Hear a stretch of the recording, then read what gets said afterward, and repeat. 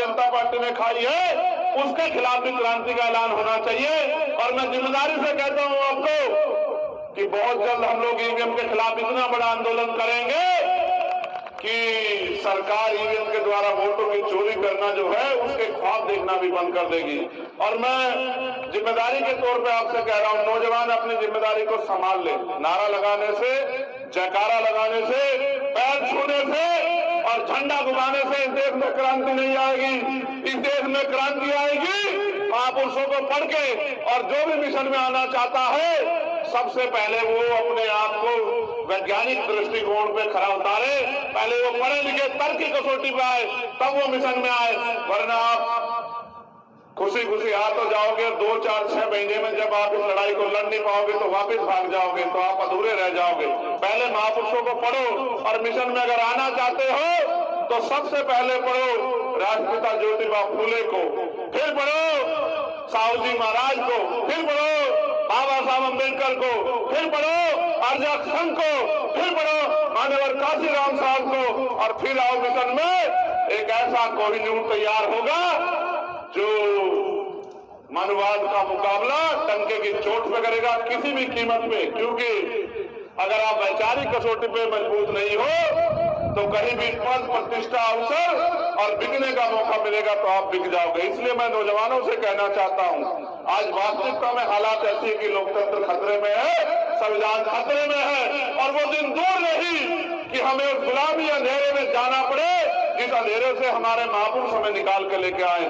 इसलिए मैं आपसे कहना चाहता हूं, मेरे प्यारे भाइयों, नौजवान साथियों, मुट्ठी तान लो, कमर कस लो, ऐलाने दम हो चुकी है और अब हम इस देश में गुलामी की बेड़ियां काटने के लिए तैयार हो चुके हैं। किसी भी कीमत पे महापुरुषों के कारवा को रुकने नहीं देंगे और किसी भी कीमत पे बहुजन समाज में जो एकता इस मंच पे निकली है उस एकता को टूटने नहीं देंगे। मेरा वचन है आप लोगों को कि जितना प्रयास हमसे होगा हम इस बहुजन आंदोलन को एकता के धागे में पिरोने का काम करेंगे और जो कमी खामी रह जाए हम और आप मिलकर पूरी कर लेंगे। जिस तरह से वो अपने आंदोलन के प्रति समर्पित है, आप भी अपने आंदोलन के प्रति समर्पित हो जाओ।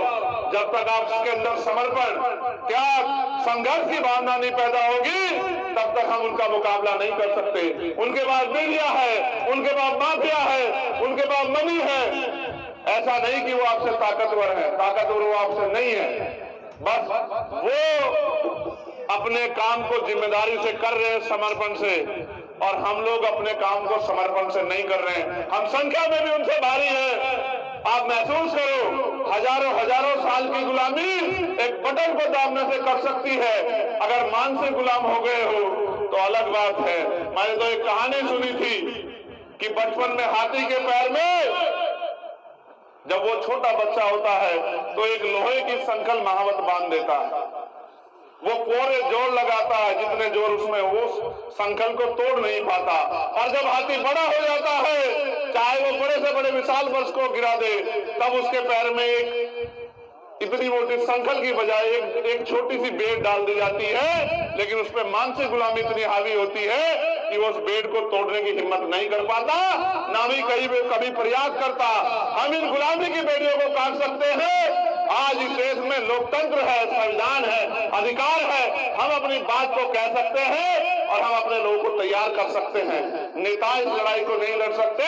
इस लड़ाई को तभी लड़ा जाएगा जब आप लोग तैयार हो जाओगे, जब सामने वाले भी ऐसे हो और इधर सामने बोलने वाले भी ऐसे हो, सुनने वाले भी ऐसे हो। जब दोनों चक्के एक जैसे होंगे तब मिशन तेजी से आगे बढ़ेगा।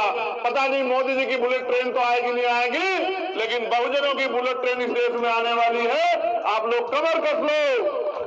मंडल कमीशन की अधूरी सिफारिशें भी पूरे होंगी और प्रमोशन में रिजर्वेशन भी मिलेगा, नौकरियां भी मिलेगी, रोजगार भी मिलेगा और साधन संसाधन में बंटवारा भी होगा।